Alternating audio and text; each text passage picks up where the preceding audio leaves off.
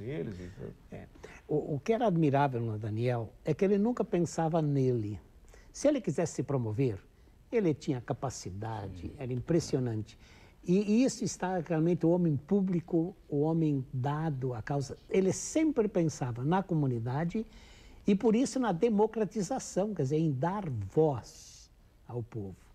Porque ele via realmente a questão séria da comunicação, que a comunicação era quase que uma propriedade privada. Aí o grande projeto... Olha, aí que o senhor tocou nisso aí. Deixa eu só complementar, assim, vamos ver se é por aí que o senhor vai... que ele falava muito nessa concentração dos veículos, que continua ainda. Como é que o senhor vê isso? Esse é o grande nó da comunicação no Brasil, do problema da comunicação no Brasil. Nós avançamos um pouco, mas não conseguimos avançar muito. Porque, então, precisa uma pesquisa, sabe? Para quando a gente adere a uma causa, quando a gente vê que a coisa, de fato, é chocante. Então, ele começou naquele Instituto de Estudos e Pesquisas, ele pegou, então, no Brasil existem 5 grandes cabeças de rede. Sim, que são dominadas por poucas famílias. Exato, poucas famílias. E fez, então, gráficos daquilo, e mostrou como tudo provinha de lá. E, de repente, a gente se viu diante daquele escândalo, né? De que, de fato, tem 5 ou 9 famílias, um pouco mais, que decidem no Brasil tudo o que a gente deve ouvir, ver e falar. Essa é a grande obra dele, a pesquisa de base na comunicação. Daí agora veio os donos da mídia, que está continuando. Isso vai aos poucos se disseminando no meio da população. Porque a partir daí, então, o povo vai saber, não, mas eu também tenho o direito de falar. Eu não posso ficar escutando o que o outro diz. E foi isso que ele começou. Ele não pensou nele. Se tivesse pensado nele, ele teria sido um homem rico, um homem importante. Mas, de fato, nós avançamos pouco. E na primeira Conferência Nacional de Comunicação foi feita homenagem a ele. Sim, em nome dele, né? Foi atribuído ao nome dele. Inclusive, foi... E isso é bem interessante, porque aí que a gente estava vendo todo o trabalho. Se não fosse o trabalho do Daniel, porque fazia 10 anos que a gente estava tentando a Conferência Nacional. Se não fosse toda essa infraestrutura de conscientizar os muitos grupos no Brasil, porque na conferência foram feitas 2.000 pequenas conferências já, antes de chegar à grande conferência. E isso então fez com que as pessoas pensassem e chegassem com propostas. Dessas 2.000 propostas, e foram votadas 600 propostas, isto é, aqueles 1.600 participantes, eles disseram que tipo de comunicação o Brasil precisa e a gente merece. E a maioria dessas propostas são propostas de democratização, de participação, que a mídia não pode ser propriedade privada, tudo aquilo que o Daniel colocou as bases para que a gente pudesse dizer isso. O que falta para avançarmos, então, na opinião de vocês? Olha aqui, ó. Principalmente agora, nós estamos diante da TV digital, existe assim uma tecnologia de ponta maravilhosa para tudo. Estamos agora no Uruguai, né? Nossa presidenta está lá também com essa questão. Mas e a democratização? Como usar essas ferramentas? O que vem de proposta agora? O que está aparecendo de proposta? Eu acho que assim, referindo ao Daniel ainda, né? Eu acho que a Confecom consagrou um olhar que o Daniel propôs, que era a comunicação no Brasil não era assunto simplesmente para os especialistas da comunicação. Não podia ser tratado só por jornalistas, por professores de comunicação, seja quem fosse. Era um assunto estratégico para a sociedade. E ele conseguiu agendar, pautar isso na sociedade, conseguiu plantar esse assunto que era silencioso, ou seja, a coisa mais esquecida pela própria mídia é o assunto, ela própria, né? É verdade. Ela se discute muito pouco. Muitíssimo pouco. Esses programas, infelizmente, só nas TVs públicas acontecem de uma maneira mais sistemática. E a Confecom conseguiu realizar isto e agendou, ou seja, nós temos uma agenda de assuntos que nós temos que implementar.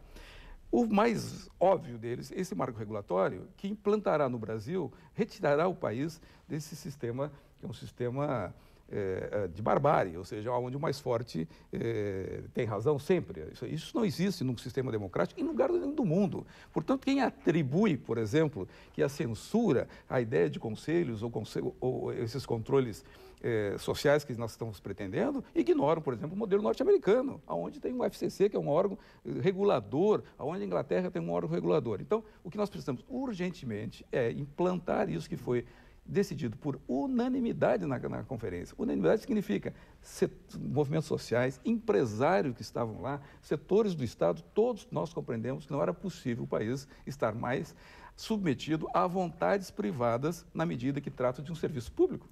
Né? E, portanto, imediatamente diz um conselho. Segundo, imediatamente, são duas coisas imediatamente, é um marco regulatório que diga, por exemplo, como é que se relaciona essa convergência. Como é que nós não vamos canibalizar o sistema de radiodifusão do Brasil com a entrada das empresas de telecomunicação? Por outro lado, como é que essas empresas de telecomunicações não vão entrar no sistema se elas trazem as novas tecnologias? E aí entra também a questão das TVs, rádios públicas, né? Óbvio. Não só as comunitárias. São sistemas muito complexos que não podem atuar a partir simplesmente de um olhar que o Brasil hegemonizou, um olhar comercial, né? Ou seja, como se não fosse um serviço, fosse um negócio. O professor falou no seu livro, lá nos 30 anos atrás. Mas a questão, bom isso que o Celso está dizendo, mas a questão é que para a gente chegar lá, a gente tem de ir junto com a população, porque é muito simples alguém muito assim, supostamente muito conscientizado, claro, politizado, pegar e baixar um decreto. Não resolve, aí ele vai substituir essa dominação que nós temos por outra dominação. Exatamente. Então a gente prefere exatamente a via de ir com todos, a via democrática. Mas quem é que vai ouvir essa população? É exatamente isso. São os conselhos. Você já pensou, quando no Brasil nós tivermos um Conselho Federal de Comunicação, tivermos conselhos estaduais de comunicação e nós tivermos conselhos municipais de comunicação, que, aliás, o Daniel participou do primeiro no Brasil, porque Porto Alegre foi a primeira cidade do Brasil a ter o início de Conselho Municipal de Comunicação. Eu participei de algumas reuniões já naquele tempo. Que era o quê? Que era que os porto-alegrenses têm direito de dizer que tipo de comunicação nós queremos e que tipo de comunicação nós merecemos. Isso é democracia e democracia participativa. Não é uma democracia representativa que se elege. Eu acho que é por aí. Quando toda a população começar a discutir isso, eles vão ser também os donos, vão querer, não, nós queremos uma comunicação onde apareça coisa nossa. E nós queremos isso que o pessoal odeia esse nome.